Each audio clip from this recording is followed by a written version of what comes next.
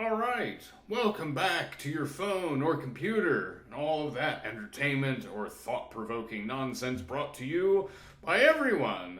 And I'm one of those everyone, so thanks for watching. I already appreciate you. And I appreciate the 100 and plus people that watched the first Joyner Reckoning. I'm coming literally from obscurity and out of nowhere, basically a time traveler, so even 100 views, that's exciting for me. And we'll just build from there.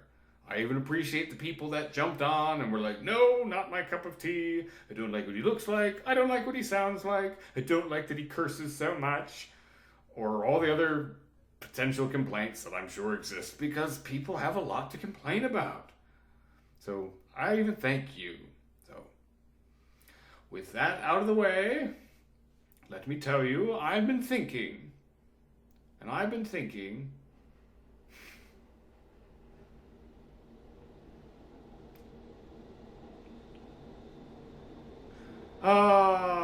it's late night in New York City.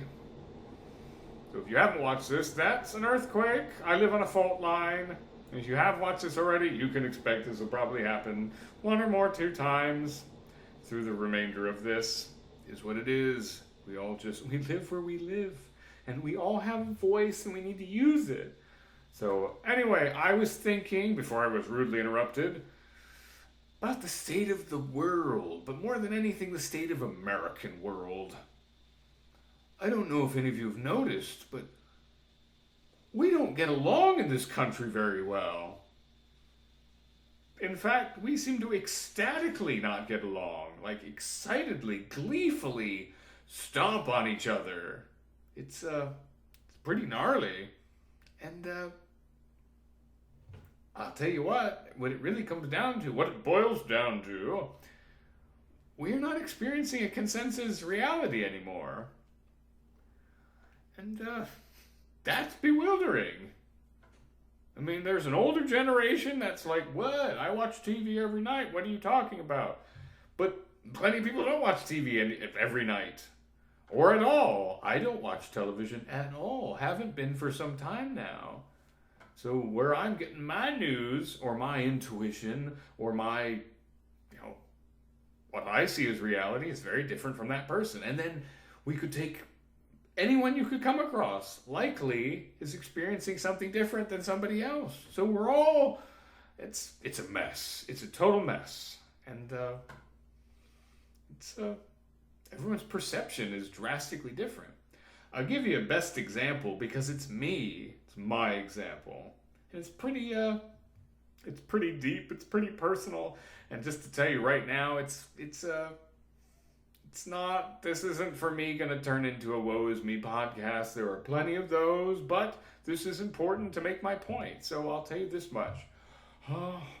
Around 2010, late 2010, I had an accident of sorts, all right, that caused a little bit of brain damage. And in causing that brain damage, my vision got fucked, like quite distorted, quite inconsistent. My eyes are apparently fine and were then and are now. But my brain, something is amiss. There is so much more to that story that perhaps will come out through time, but this is not the time or the place. But here's the thing, guys. In the last decade plus, the world has changed drastically. We live in an image-based world, most of it on our screen. Me, for the last decade plus, I'm not seeing what you guys are seeing. My screens have been a blur, mostly. Here's the tricky part. Sometimes my vision's not bad. Not great ever, but it's not bad. Sometimes it's horrific. It's just foggy and blurry. Can't see anything. I have 2400 vision in my right eye. My left eye has all kinds of light sensitivity problems. Here's the thing, though. I was not keen or excited to share that with you. The only reason I am sharing that with you is that I'm on the road to recovery. I made a pact with myself at the beginning of this year that I was going to fix my vision. And I'm well on my way. I'm almost 6 months into this, and my vision in the last month and a half has gotten increasingly better because I've been doing rehab. But I haven't been doing rehab that a neurologist or retina specialist or an ophthalmologist has prescribed me. Long ago, all of the above basically said, well, I'm sorry, that's just how it is now. So I've taken it upon myself in this DIY world, do it yourself, to sort this out. And I continue to, and it's very exciting because for me, I haven't been able to drive in over a decade. If you were listening to the first episode number, whatever the heck this is, I love to drive. I loved to drive for a long time until I couldn't. So for me, the goal has been I'm going to drive again.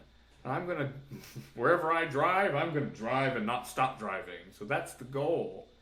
But when telling you guys that, why I share that with you is that for most of you, you couldn't imagine what life would be like if you couldn't see somebody's facial expression. Because that's what it's been for me. People's faces often have been a blur. Now, when I am face to face with people and I have a long time to look at them, things come into focus. But like people walking towards me, like I can't, for the longest time, I couldn't see them. The last month has been my own little, happy celebration because suddenly people's expressions are reappearing. And I've become so jaded by it, it's like, well, shit. When's the other shoe gonna drop? But I don't think that's what's happening. I think now, this is only going to escalate and get better. So thank you very much, anyone that's really suddenly excited for me. I'm excited for me. But I share this with you, tell you that as that's just a prime example, we're not experiencing the same world. My world has been drastically different from your world, I can promise you that. And this is only sped up through time. A younger generation couldn't imagine for a moment not being able to see their phone. For me, I could text most of the time, unless I was outdoors at a certain time of day. Then I'd have to wait. So I have not been drawn into this madness the same way as y'all. And I'm honestly grateful for that. The whole reason I've started this podcast and a channel through time is that, I'm appearing in the world. But it's as much because the world is appearing to me again. But it's not the same world. It's so different. And I've been coming to terms with that for a long time for other reasons that I'll maybe share at some point. But for right now, this is the most digestible thing. And it has been my experience. And I look around for younger people especially. It's like, I don't recognize a thing. I don't recognize a thing. Within the last decade or so, I was a voice on television. I was one of the assholes who to call 1-800 blah blah blah blah bullshit, or go to bullshit.com. Like that was me. That was my voice, and I was heard all over the country, all over Canada, all over the UK for years. I was living as an anonymous figure in the consciousness of the populations, and then I stopped doing that because I'd had enough. And to do that, one might ask, well, you couldn't see. How could you do that? It's like, well, if you printed that shit out, a script, and you had all the letters really, really, really, really big and really, really dark, I could read it for the most part. And one has to carry on through life. And I'm not someone to complain to no one in particular or to complain to the world. Like I said, Lord knows enough people do that now. Some people have entire channels exploiting themselves, and that's their business, honestly. Sometimes they make money, but it's their business. If that's what you want to do, that's fine. Like, I don't care. It's not for me. It's not how I want to go about my business. But I'm not out to judge anybody. Not at this point.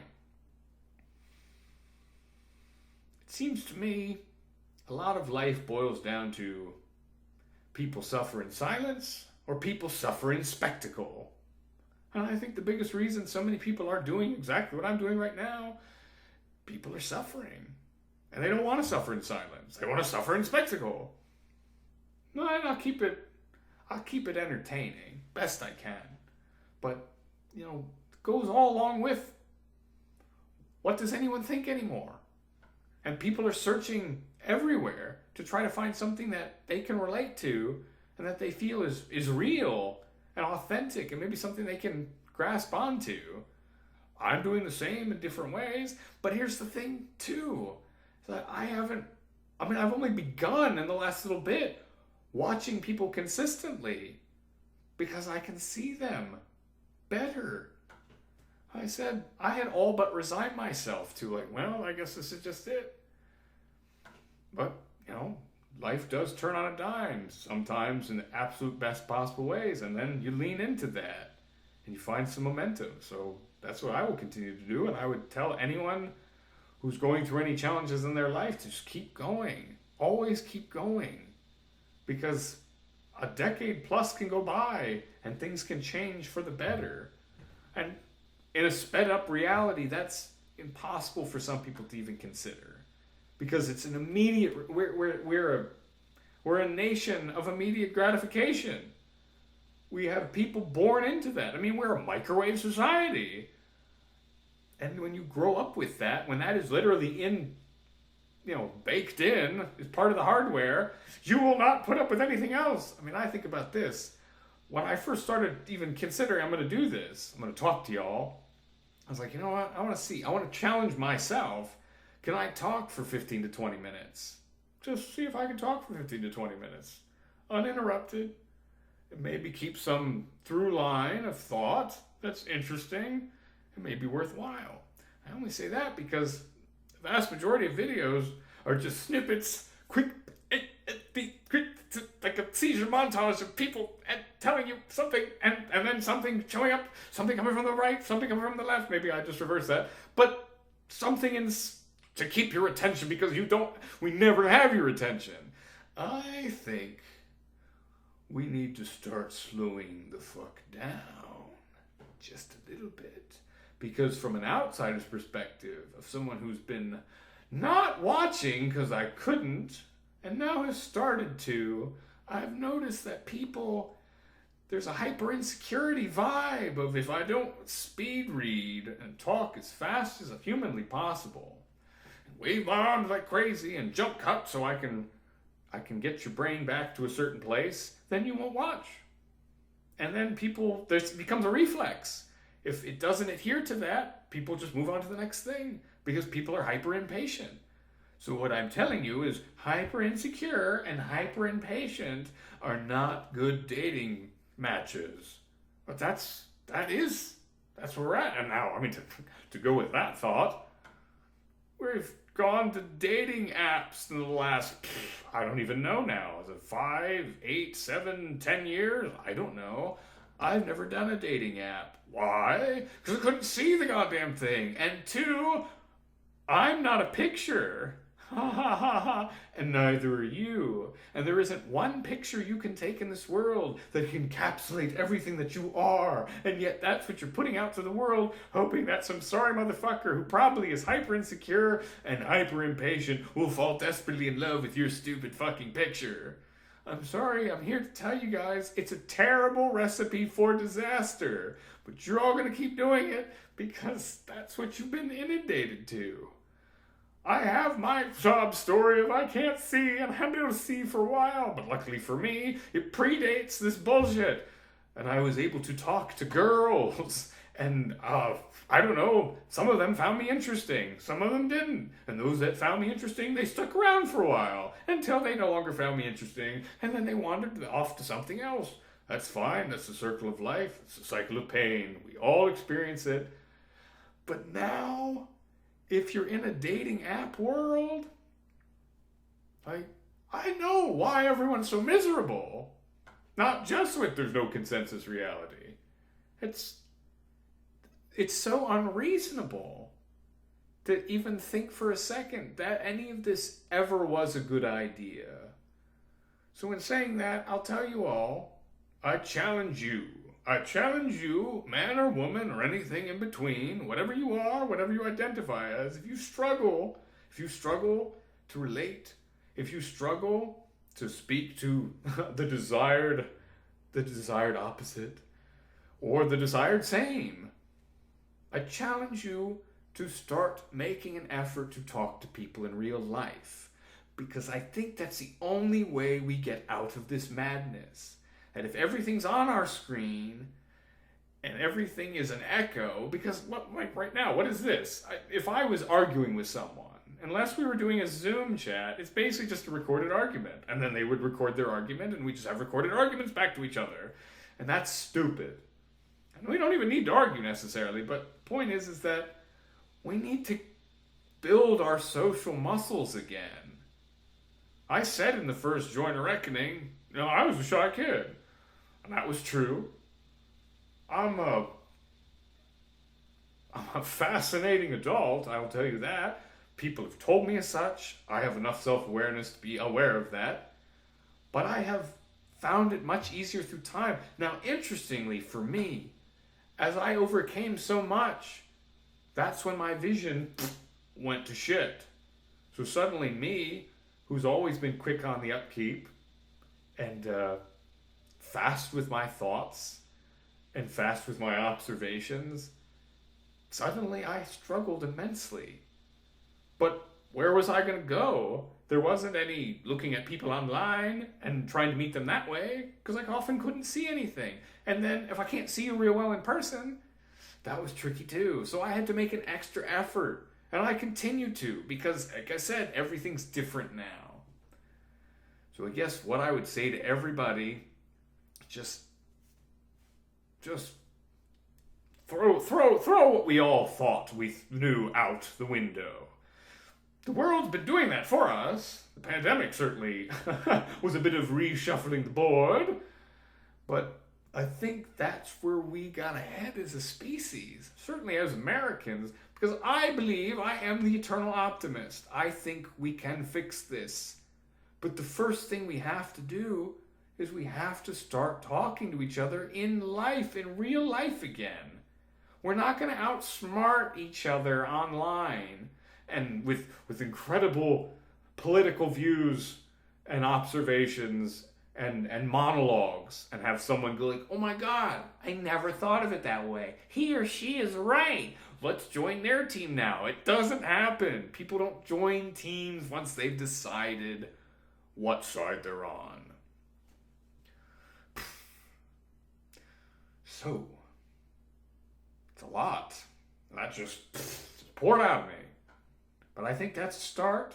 I think that's a start that could be beneficial for everybody. Is that the guy who's regaining his vision is telling you all, look to the future, a better future, where we are not so freaked out by each other. Because I believe so much of the animosity comes from the social muscles are just weak. They become weak.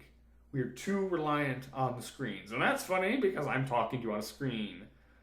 So I'm penetrating this medium because I can't walk up to each and every one of you in person, not yet, and talk to you face to face. Though hilariously, I wouldn't have a problem with that. Best I could anyway. I mean, everybody. But then again, right now, if we're just doing 100 at a time, I could talk to 100 people, one after the other. But that's what I think right now. So,